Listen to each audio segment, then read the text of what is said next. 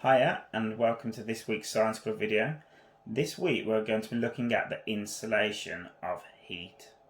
So there's different types of insulation that you might have heard of. So there is the insulation of electricity, there is the insulation of sound, and also heat. So insulation means stopping the passing of heat.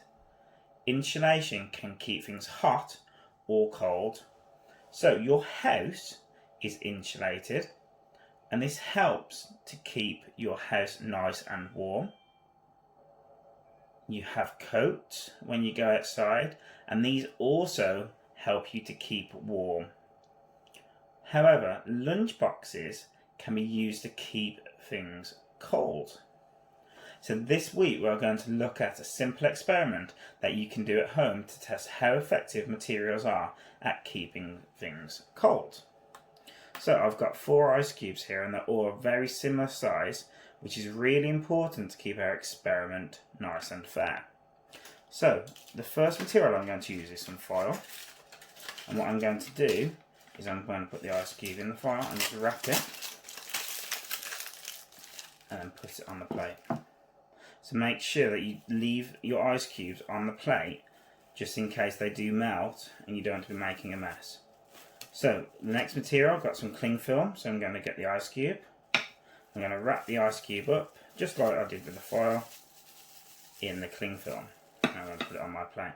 The next material, I'm going to use some kitchen towel.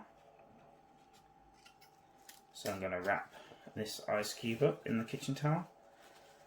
And then my last ice cube I'm going to leave out, so it's not going to have any insulation at all.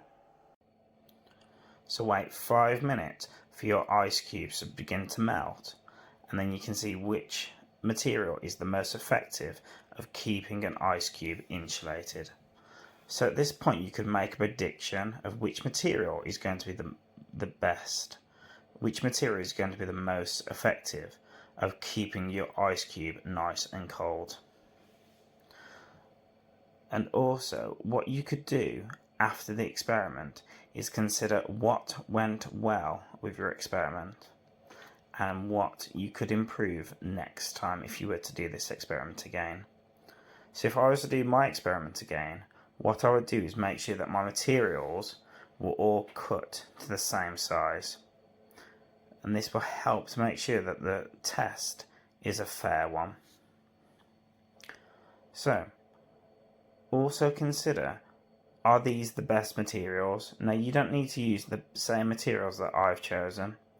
You could use different ones that you find around your house. And one last question to consider is, would the result of this experiment be exactly the same if you were to do this experiment outside? So, really look forward to hearing about all your experiments, and I wish you all the best with your science. Goodbye.